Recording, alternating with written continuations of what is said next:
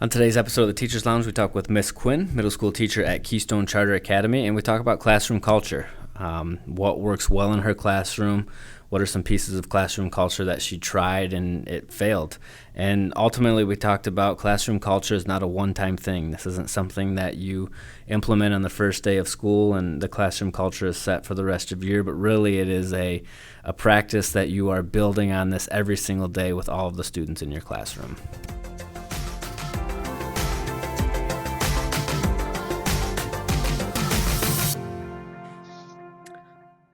Welcome to the Teachers Lounge. Today we're talking with Miss Quinn, middle school teacher at Keystone Charter Academy, and we are talking about classroom culture. Classroom culture is always something that's fascinated with me because I think if you ask 100 different people what a good classroom culture is or how you build a good classroom culture, you'll probably get 100 different answers.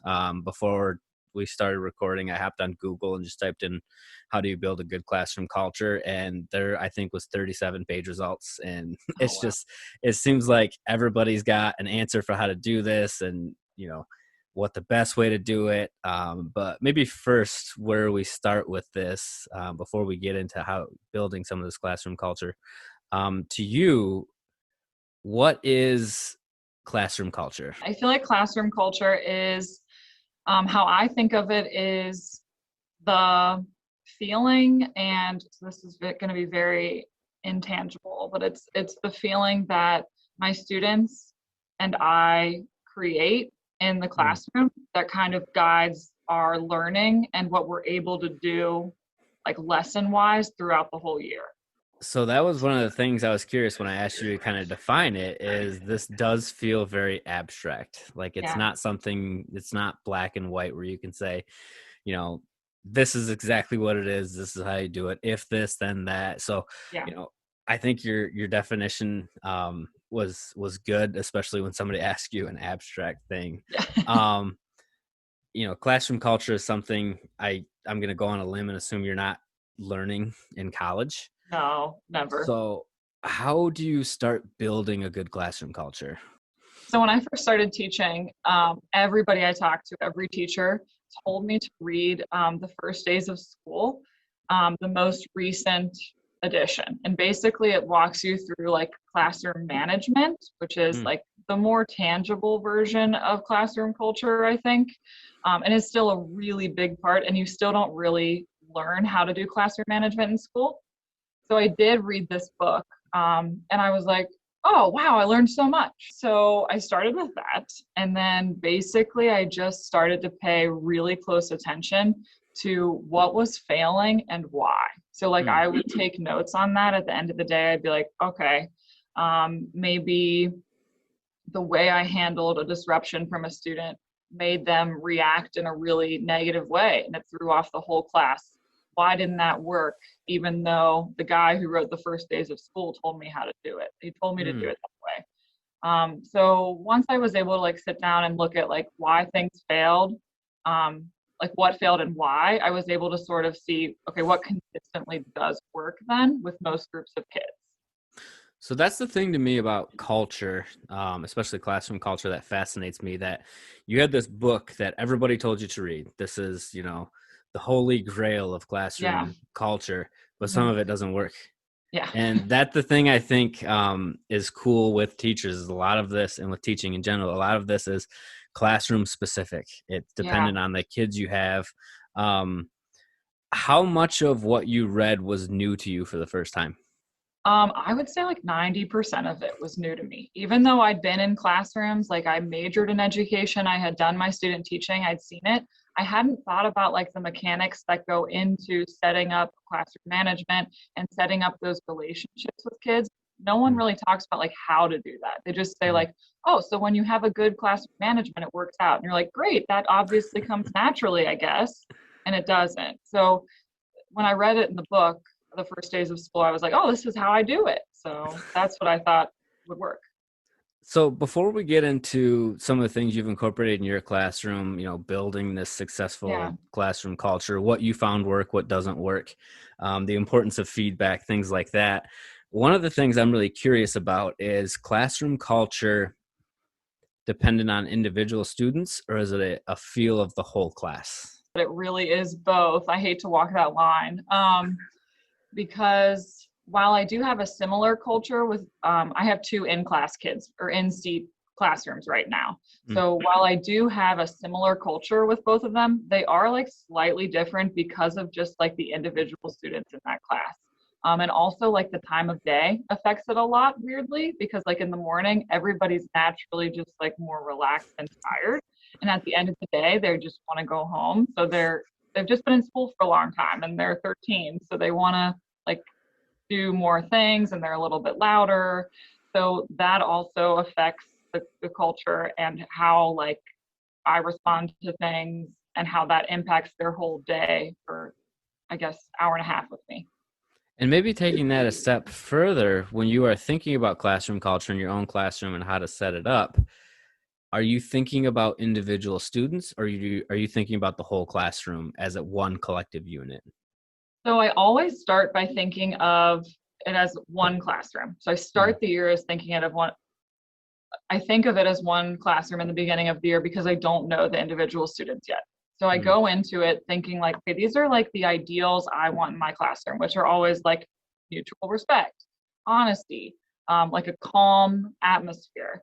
Um, and so I have to like explicitly teach that to the kids.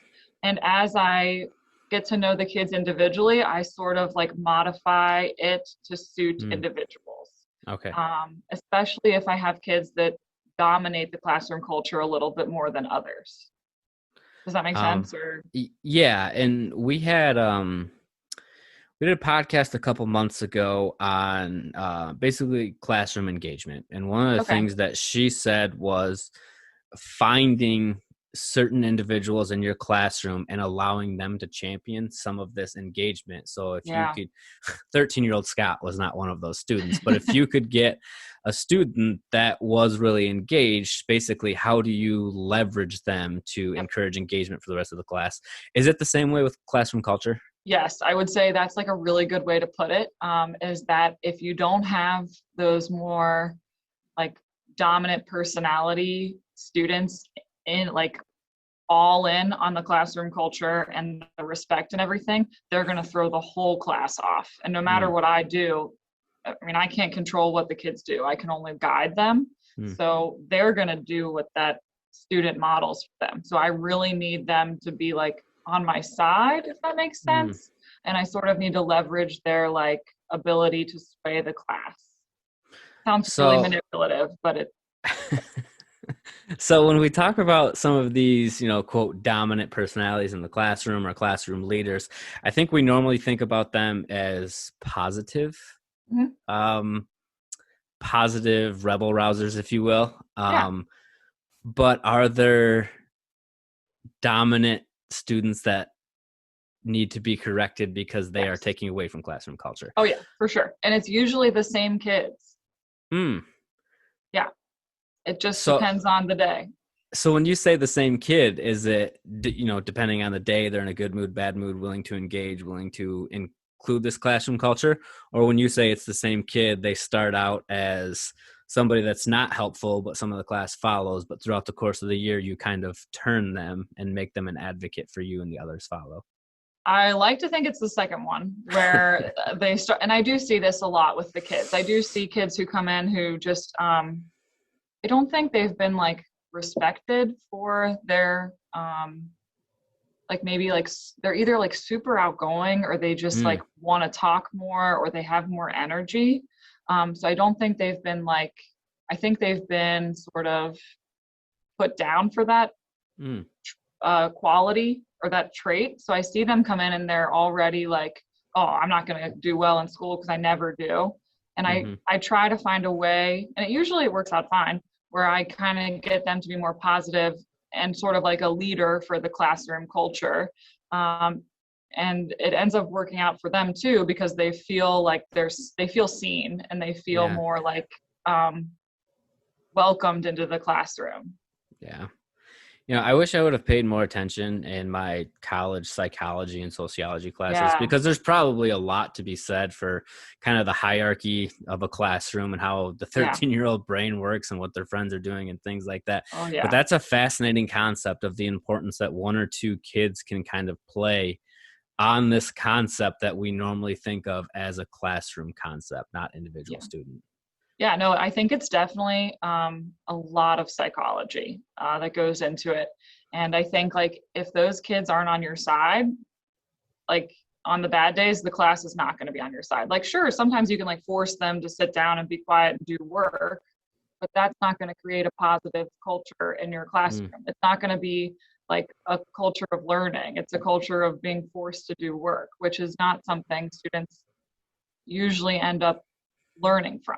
mm. They learn better in an environment where they feel welcomed and they feel like they fit and they feel seen and safe, I guess.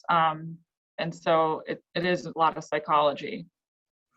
That individual student piece, I think, is fascinating. And it's why I don't think I'd be a very good teacher. Um, but kind of taking this out to the macro level for the Mhm. classroom as a whole, um, when are you starting to build some of these classroom culture things in your classroom? Does it start day one? Oh yeah, it's like the most important thing to do the first day of school. If I don't get any academic stuff done and I get like classroom culture and literally just like being in the room with the kids and showing them how I want them to Mm, behave. That is the most important thing. And that's why like virtual and hybrid learning has been so challenging because we don't have kids consistently in mm, class. So we kind of have to explicitly teach and model that classroom culture again and again. mm. And that's part of the reason it's been hard. But yeah, day one, you got to start right away. So when you say show them how to behave or Mhm. how to model this behavior, how are you doing that in the classroom? Like, I Yeah. mean, I'm 32, so this was probably not super great, but I remember I got cracked in the knuckles by a ruler by like my second grade Oh, yeah. teacher, and I Yeah. made sure, well, jokes aren't allowed in this class, so Yeah. maybe I I should will stay away stop. from that.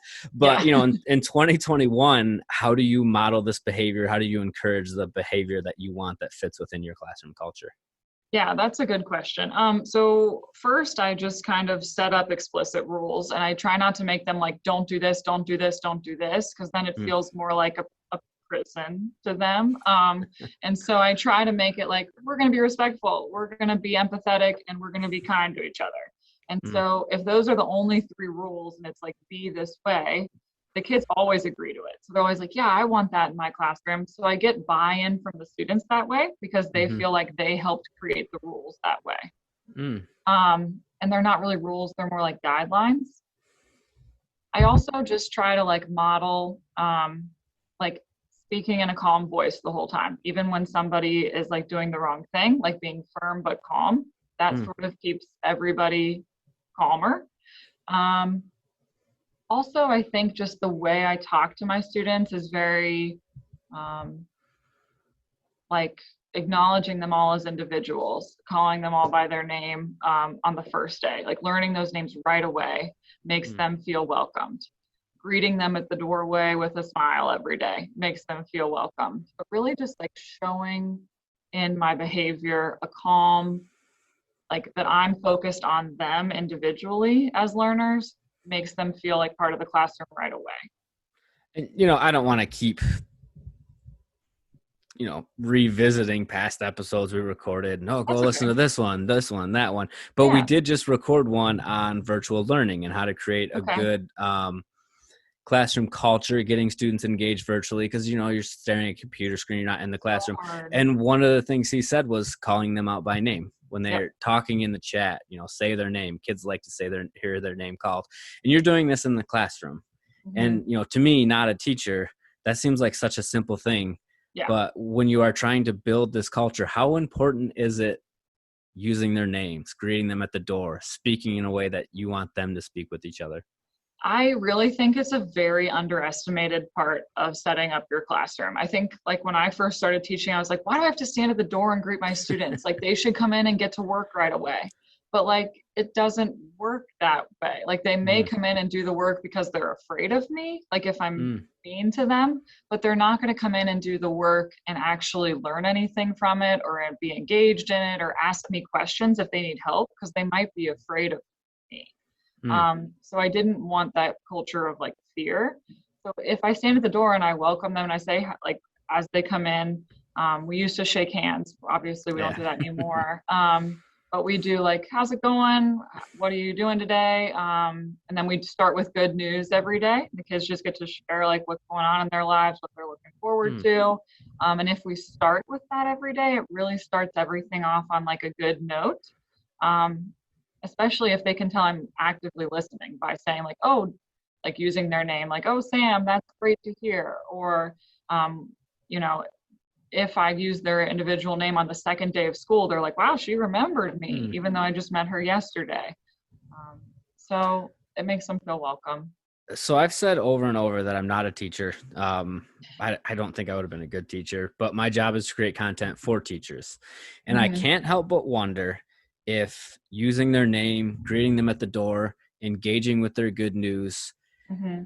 that's got to be such a big layer to this classroom culture because they feel like they are a part of this. Like Yeah. I remember being in, middle school math, and I don't want to throw my middle school math teacher under the bus, I'm, but I yeah. was I was terrified in there. And it was Yeah. like staring at the clock, you get me out of here. And I couldn't tell you what I learned. There's Yeah. maybe some of my later in life math struggles stemmed from not paying attention because I just wanted to get out of there. It But could this be. this piece that you're including with using their names, engaging with their good news, handshakes and high fives when they walk in the classroom, that is such a cool piece to this. Well, and it's so easy. Like anybody can do it. You don't have Mm, to be like you don't have to do a lot of research to know to do that. It's just like how humans want to be treated. They just want to mm, be like acknowledged, and your students are just small humans, and they just want to talk to you too as a teacher, and they want you to care about them. So I think, and I'm not saying this works for everybody. Like I know there's like lots of different ways to do classroom culture. This is just something that I've found has really worked with my students, and they've told me they appreciated when they mm. left. Um, Do you think there's a degree of, because you engage with them, you meet them right at the door, you talk with them how you'd like to be spoken to. Do you think that there's a shift that happens, that it's not Miss Quinn's classroom, it's our classroom? yeah, I do think so. And I think I hear it happen. It takes about, till Thanksgiving for it to happen, really. But I hear it happen in the kids' voices. They're like, oh, Miss Quinn, can we put this on our bookshelves? Or can we keep this on our board to remind us of this on the Mm, test? Or they'll want to hang up like if we had a day where they got to color, they'll like want to hang it up on the front of the board so that everybody gets to see it. Like, and they're in eighth grade. Like, that's not stuff that normal eighth grade, I mean, not normally I would have wanted to do, but yeah. it does feel like it's our class. So because of that, they want to take care of it. They don't want to leave trash on the floor. They want Hmm. to put their desk back. They want to make sure the board is clean. It's stuff that like normal cleanup procedures you would have to do, but I just say, okay, it's time to go. They do it on their own because it's kind of like our home during the day. And that's one of the cool things to me about classroom culture is you can read all these books, you can try all these different methods and strategies, but that's got to be such a cool thing when you see the buy-in of, this is Mhm. our classroom. That has got to reinforce this classroom culture at a level that I would assume is on par with all of these other strategies. When you can get them to, this is our classroom, that has got to really ramp up your classroom culture objectives. Yeah, for sure. I think it's just getting to that point is hard sometimes because you do fail a lot. Like, especially if you're trying to create a good classroom culture, you have to be willing to try new things and let them fail, or else you're not going to, because every kid's different, every group's different. What worked for me this year might not work for me next year. So it really is a lot of like trying, failing, learning, trying again. And then I always like to tell the kids that, like when we try something new that is, I don't know, in classroom culture or in classroom engagement, I tell them, hey, let's try something new. I don't know how well it's going to work, but we're going to see how Mm, it works. And if it fails, that's okay. And that's another thing I try to model for them that goes into classroom culture is that the growth idea that like it's okay to fail. Mm. Like we're in here learning new things. It's okay to fail. I fail. So when they see me trying things that don't work all the time and I acknowledge it and I say, hey, look, we tried this. I think we can make it better this way. And they give me feedback. It adds to our classroom culture. It shows them that adults mess up and it's okay for them to mess up in 8th grade when they're in my classroom. So I think being really open and honest with the kids too is something that leads to our classroom. And through that lens of classroom culture, how important is that telling them this is something new? This is something we've never done before. That's got to make I just think of 6th grade Scott would be like, whoa, we're trying something new. I get to be the first one to do that. So true. Like I can't tell you how many times I've told my kids that this year, like because we were hybrid, then we were virtual, then we were in person. And I started the year out. I said, hey, this year is going to be the year of change. Things are going to change. And it's okay. And it's okay to feel weird about that because I don't like change either. But I need you to try with me because we're going to get through it. And that's how I started the year. I probably said that every day for the first 2 weeks. And now some of the kids they make fun of me in a fun way. They'll say, it's the year of change, Miss Quinn, like when I complain about something and they remembered it. But I digress. Anyway. So I there might be a scientific study out there. I'm going to assume there's not, but is a good gauge of classroom culture when students mock is such a dirty word, but I know, kind and it's of so hard. sarcastically say things that you say back to you.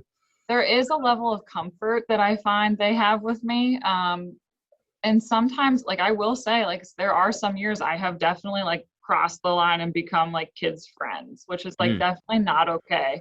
But I think it's like acknowledging that when I'm wrong, I like pull it back and we've established that line of like, I'm your teacher, but you can be comfortable with me. And again, I think I only would have learned that if I had tried and failed.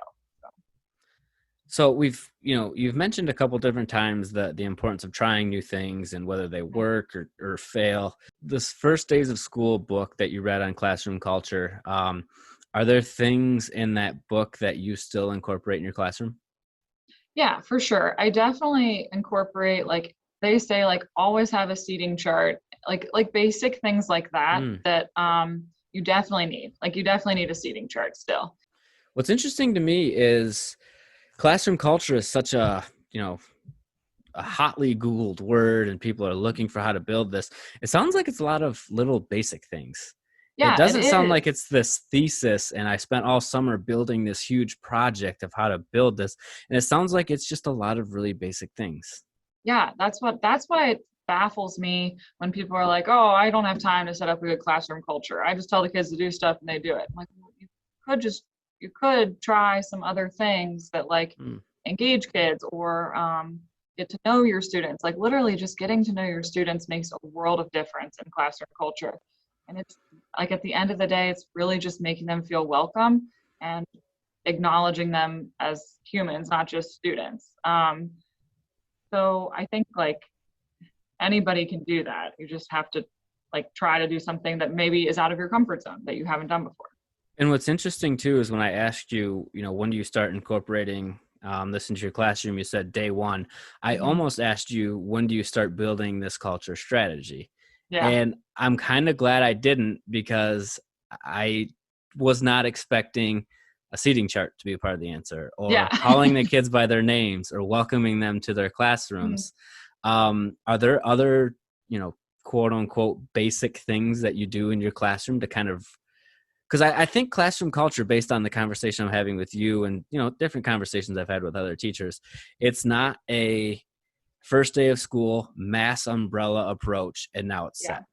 It's a lot of really little intricate, intentional things that you are doing with your students every day. Yeah.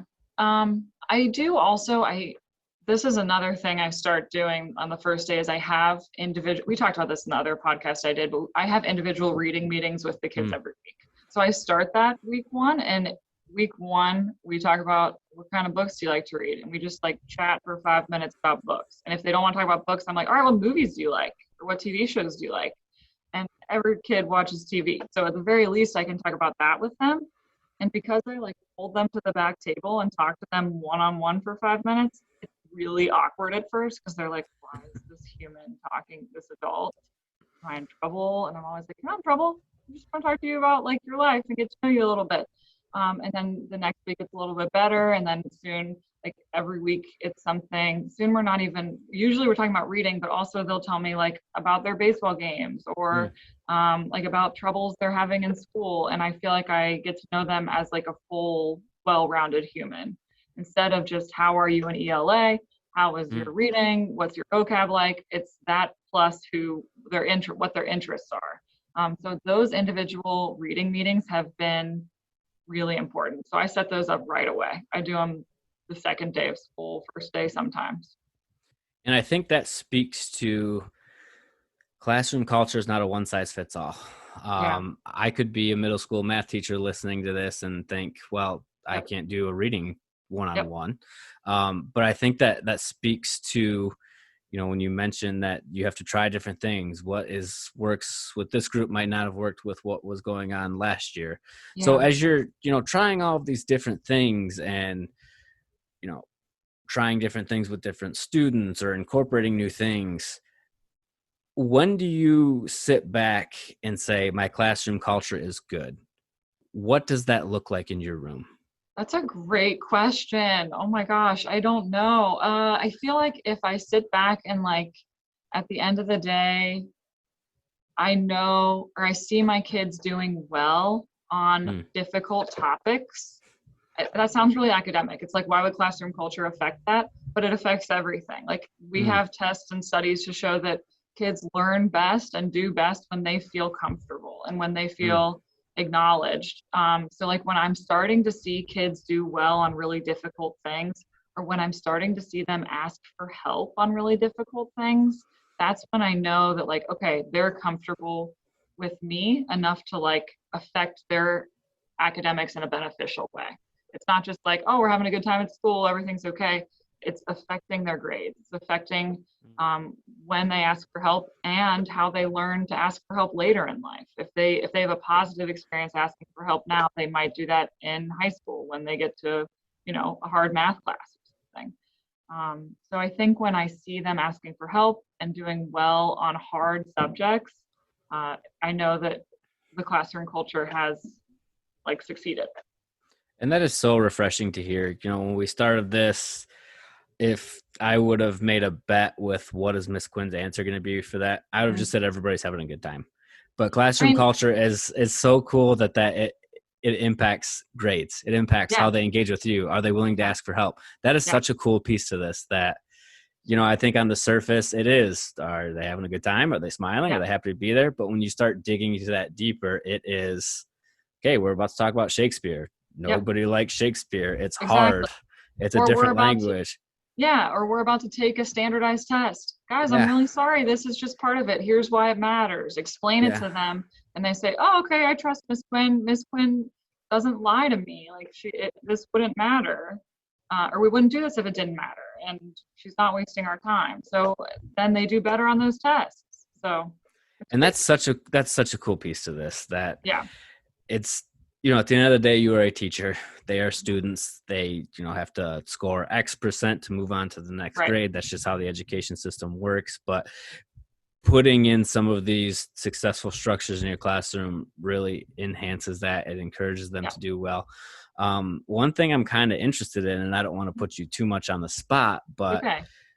you talked about not all of these are going to work, Yeah. and that's okay, and getting feedback from the students. Do you remember things that you've tried in terms of classroom culture that have not went well? Yeah. Things that did not go well. Usually this is going to sound really contradictory to things other teachers say, but usually when I treat all kids the same, Mm, as in like, trying to think of a specific example, but I remember there was this one time, my first year teaching a student, I was working at a school where they were allowed to have cell phones at school. So it was a real issue, as in like, put your cell phone away, we're working, like controlling, it didn't work. And basically I went up to the student, I was like, hey, put your cell phone away, please. He was like, no, I'm doing something. I said, okay, well, I need you to put your phone away. This is your last warning. Like, like tell him once, Hmm. warn again, give a consequence, which is basically the formula that I still use. And he said, no, I refuse. And I said, okay, well, what we at the school I worked at, we had someone come and remove kids from class when they were defiant. So it was just a different Yeah. culture there that affected the classroom culture too. But I had to call and he got removed. And that student did not trust me the rest of the year. Like, no matter Mm. what I did, no matter how kind I was, no matter how um, like understanding I tried to be, he did not trust me. He did not open up to me. I don't think I made a positive impact on his life. Later, I found out he was like trying to text his mom to like bring his lunch to school. And Mm. if he had just told, or if I had just asked, like, what are you doing? And he had felt comfortable enough to tell me, I'm texting my mom because I need lunch, I would have said, okay, I'll call your mom. I have her phone number. Put your phone away. I'll call your mom. And it would have been, he would have, next time he needed to do that, he wouldn't have got his phone out. He wouldn't have broken a rule. He would have just told me, oh, Miss Quinn, I forgot my lunch. Can you help me with this? Um, and it's just sort of like when you follow, I hate to say this, but like when you treat every kid the same and follow those guidelines too strictly without trying to understand the why behind a Mm. student's actions, then you alienate kids. And what's interesting to me is the complete 180, black and white, complete inverse, yin yang, whatever Mm-hmm. idiom or phrase you want to use. Is the first part of this what works well? It was greeting students, talking to them, how'd your baseball game go, Yep. all of these things. And this particular example, it sounded like it's out of a classroom culture template. This is Yeah. exactly what you do, no Yeah. questions asked. This is what you do, bang bang bang. Yeah. But again, these are middle school kids. There's other things going on. Yeah.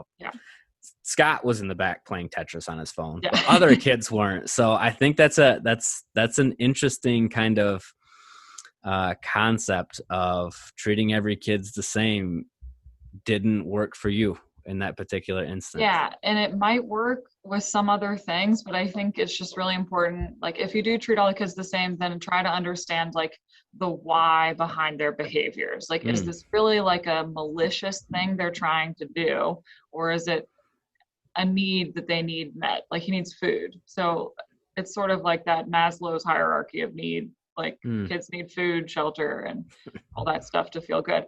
Sorry, but yeah. So, we kind of hit on this earlier that classroom culture is both individualized and classroom wise. Mhm. Was there something you wish you didn't incorporate from a classroom level that, you at the time seemed like a good idea, tried it, did not go well? Now I know I'm not going to try doing that again. Yeah, I think trying to, I don't know, trying to start the day just like, all right, kids, sit down, do your work, um, has never worked well with Mm, any, and that seems like that may not seem like it affects classroom culture, but it starts the day. So just like having a very, like as soon as kids come in being like, all right, here's your worksheet for today, start doing it. It doesn't work at all. And that's mm, something that I've, like a lot of places have do nows, and do nows are great. It's like the activity the kid does when they first come in. Um, and that's fine. But like first thing in the morning, I feel like you can't do that with kids. You have to be like, good morning, how are you? Let's hang out for like everybody sit for 5 minutes. Let's talk about our day. Let's it's just like getting ready for the day. mm-hmm. So I think the whole idea of doing do nows like right away to get kids working so they're not off track, so behavior management is good, has never worked for me at all. And what's interesting about that, I'm sure there's books about all kinds of teaching concepts Yeah. and stuff, but I'm sure there's a book out there on classroom management. As soon as they walk in, get them a worksheet. Yep. Don't let Yep. them, don't let 13-year-old Scott have a Right. chance to talk to Nick and Aaron and start Yeah. joking around about something. Yeah. But that's interesting to me that for you specifically, that just didn't work, that it was, No. we need to have a more personable approach with some of this stuff. What's up, Scott? Fist bump. How we doing? And I can tell you, I don't remember much about being in middle school, but I can Mhm. promise you, I would have been more engaged in your classroom if you said, "Hey, instead of walk in, here's your worksheet, let's get after Yeah. it." And also like it's naive to think that every kid comes to school ready to learn. Like they're Yeah. thinking about what they're doing later. I mean, Yeah. sometimes I'm thinking about it. That's just how Yep. humans are. So I think giving them a chance to talk about what they're excited about, even if it's like going to see a movie on Sunday, right away gets it out of their system. So it's like, Hmm. okay, we've talked about it, we've acknowledged it. Let's do what we need to do now. So it's almost like the more you tell kids not to do it, the more they're going to want to do it. So if you can give them time to do it in a way that works, you might as well talk Yeah. about it. Especially middle school. That's such an age where you're coming from recess, you're ripping on Yeah. your buddies about you can't cover me. I scored Yeah. 30 on you or whatever. Mhm. Or, little middle school romances. Does he like me? Does he Yes. not? Like all of Yes. these things where, you have 5 or 7 minutes in between classes and Mhm. all of that's happening in between classes. Then you get in and it's like, I just have to shut that part of my brain out. Right. Yeah. Most And middle like, school kids, and I don't want to generalize, they're not mentally mature enough to just no, shut they're that off. not. Yeah, they're not. And that's what I was going to say. How many adults can actually do Yeah. that? They need to. So it's weird to think we expect that from 13-year-olds. Yeah. So, is there one thing you wish you knew about classroom culture on your first day of teaching? Yeah, I think I wish I knew so many things. First one is like it's okay to try new things. It's okay, like if you don't get it right on the first day, to try it again on day two. Mm, It's not like so many people told me you got to get right away or else you're done. It's not true. You can mm, always like start over. You can always say, you know what, yesterday didn't work, kids. Let's do it this way today. And usually, if you're honest with kids, they respond to it. mm, Um, so I think that's the biggest thing because I'm such a perfectionist. Like I want to get everything right away. And I think a lot of teachers are that way because you don't want the kids to run all over and we don't really have control over them really. So you want to have as much control as you can by creating all of these lesson plans and behavior management strategies. But it's okay if it doesn't work. You can redo it the next day and try again and just be honest about it. And the kids will respect that. And as a self-identified perfectionist, how important and how challenging can it be to solicit this feedback about what's going on in your classroom? Yeah, it's really hard. I think I've gotten a lot better at it.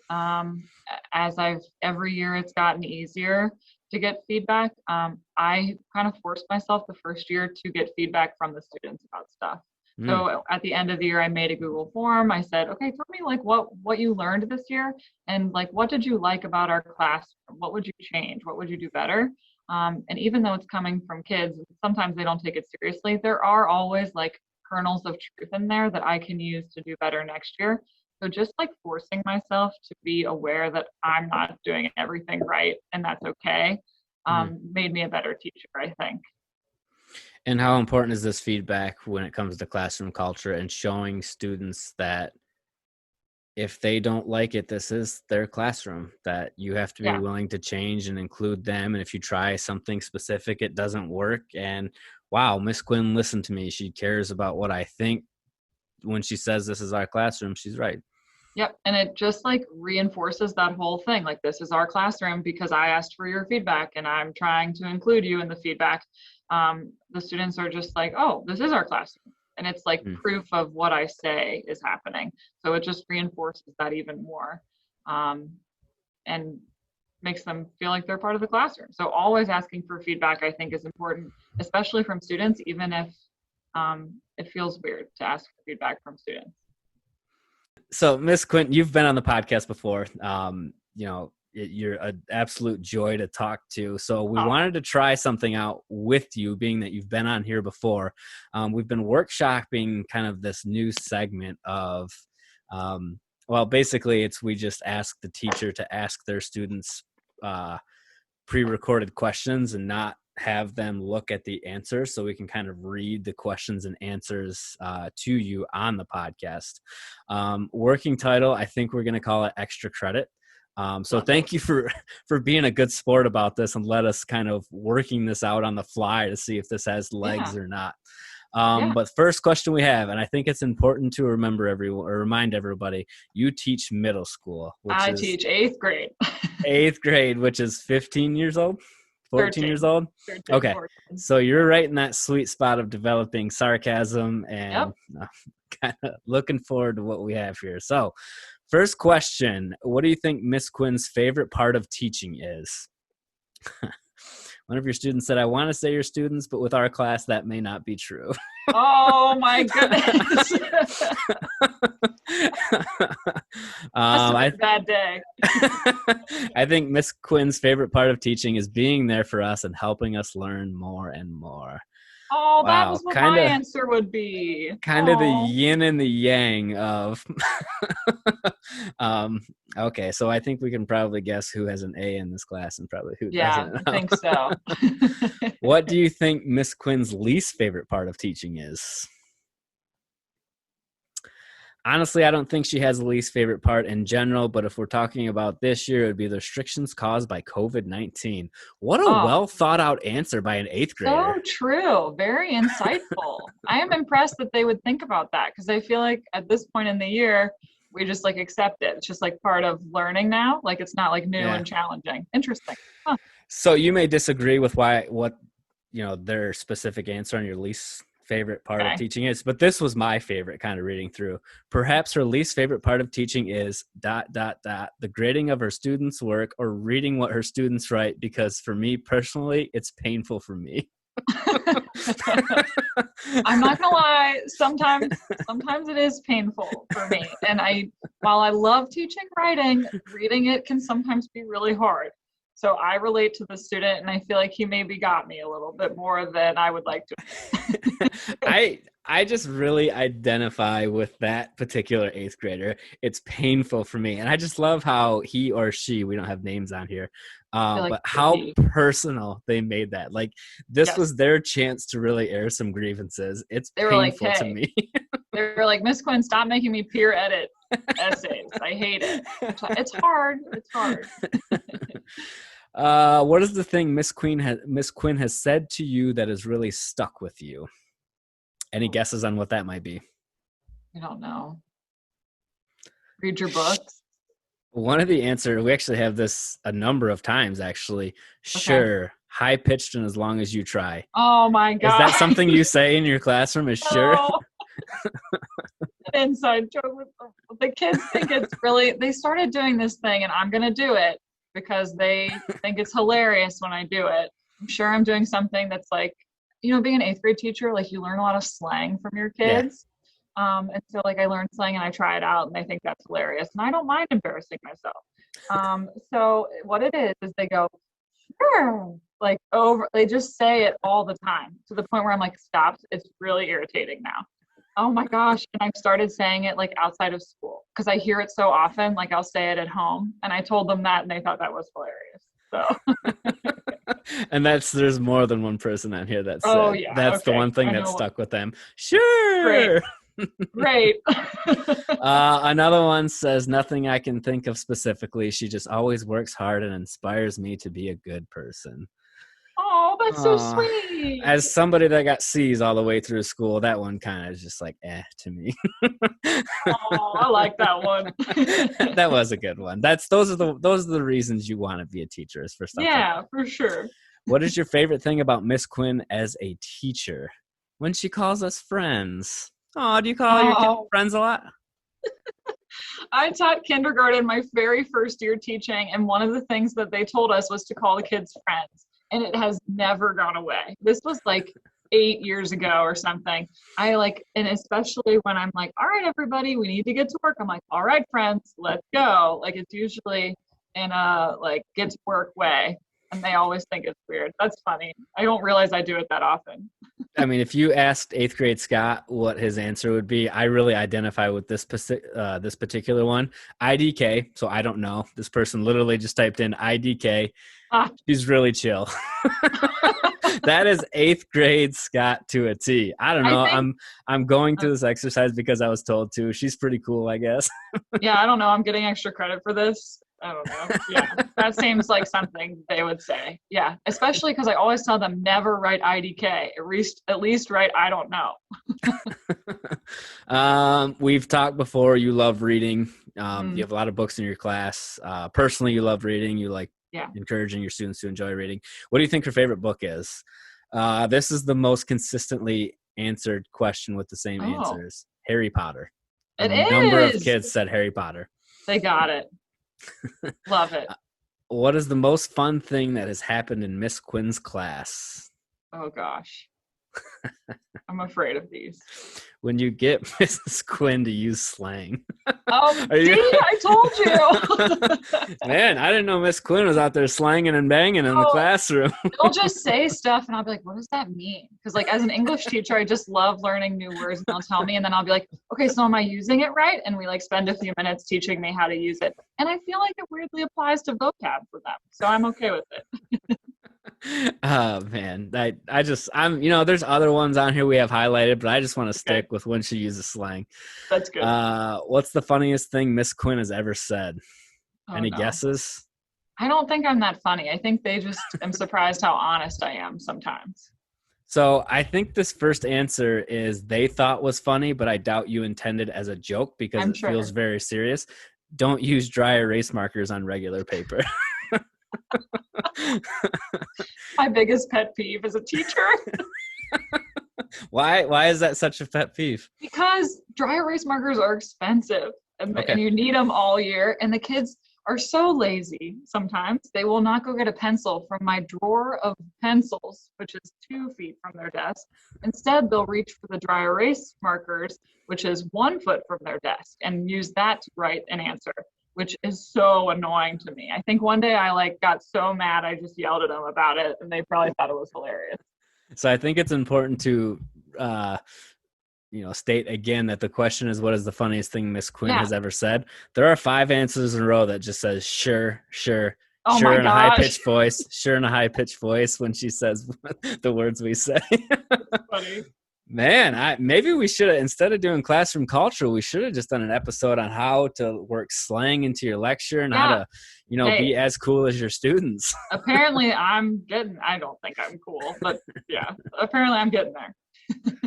What is the thing you're going to miss most about Miss Quinn over the summer?